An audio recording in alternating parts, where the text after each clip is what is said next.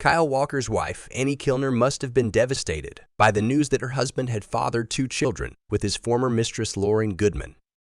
Annie and Kyle, who have been together since they were teenagers, had reconciled after a brief separation in 2020. When Kyle had a fling with Lauryn, a model and social media influencer, Lauryn gave birth to Kyle's son Cairo in April 2020, but Annie forgave Kyle and took him back.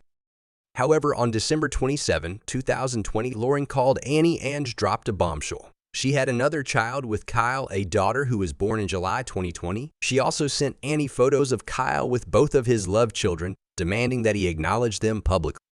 Annie was heartbroken and furious. She kicked Kyle out of their home and hired a lawyer who had worked with Colleen Rooney in her legal feud with Rebecca Vardy. She also stopped wearing her wedding ring, while Kyle continued to wear his. To make matters worse, Annie was pregnant with Kyle's 4th child, due in March 2021. The whole affair is a sordid mess, but what really angers me is Lauryn's behavior. How can she have 2 affairs with a married man, get pregnant twice, and then rub it in his wife's face?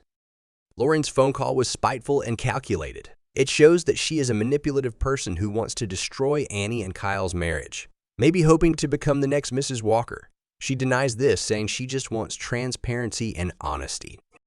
But a former friend of Lauryn's exposed her true intentions, revealing text messages that Lauryn had sent her before getting pregnant with Kyle's 2nd child. In those messages, Lauryn said she was ready to finish them, referring to Annie and Kyle, and joked about having another baby with him.